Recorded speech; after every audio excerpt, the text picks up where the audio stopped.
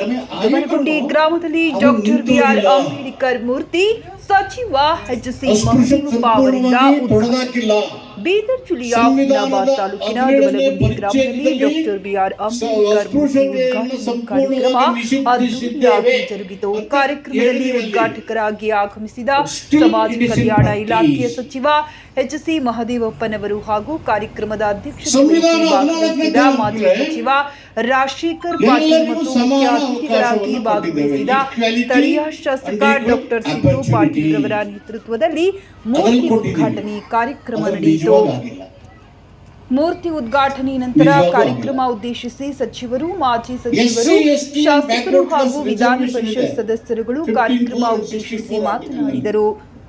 ಈ ಸಂದರ್ಭದಲ್ಲಿ ವಿಧಾನ ಪರಿಷತ್ ಸದಸ್ಯರುಗಳಾದ ಡಾಕ್ಟರ್ ಚಂದ್ರಶೇಖರ್ ಪಾಟೀಲ್, ಭೀಮರಾವ್ ಪಾಟೀಲ್, ಮಾಜಿ ವಿಧಾನ ಪರಿಷತ್ ಸದಸ್ಯರು ಅರವಿಂದ್ ಅರಳಿ, ಮಾಜಿ ಜಿಲ್ಲಾ ಪಂಚಾಯಿತಿ ಮಾಜಿ ಉಪಾಧ್ಯಕ್ಷ ಲಕ್ಷ್ಮಣರಾವ್ ಬುಳ್ಳ, ದಲಿತ ಯುವ ಮುಖಂಡ ಚೇತನ್ ಗೋಖಲೆ, ಬಾಬು ಟೈಗರ್, ಕಾರ್ಯಕ್ರಮ ಸಮಿತಿ ಅಧ್ಯಕ್ಷ ರಮೇಶ್ ಚಾಂದಿ ಸೇರಿದಂತೆ ಅನೇಕ ದಲಿತ ಮುಖಂಡರು, ಗ್ರಾಮಸ್ಥರು ಉಪಸ್ಥಿತರಿದ್ದರು.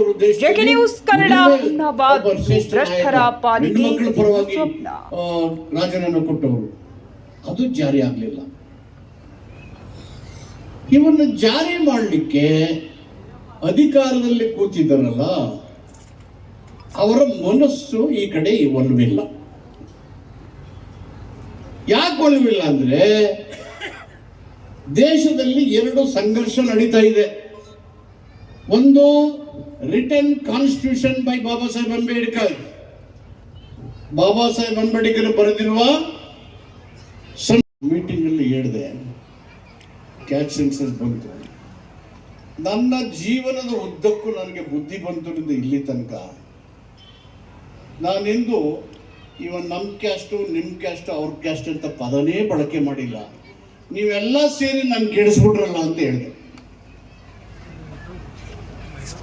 ಸೊ ಅಂದ್ರೆ ನಾವು ಮತ್ತೆ ಸನಾತನ ವಾದದ ಕಡೆಗೆ ಹಿಮ್ಮುಖವಾಗಿ ಚಲಿಸಕ್ಕೆ ಶುರುವಾಗಿದ್ದೀವಿ.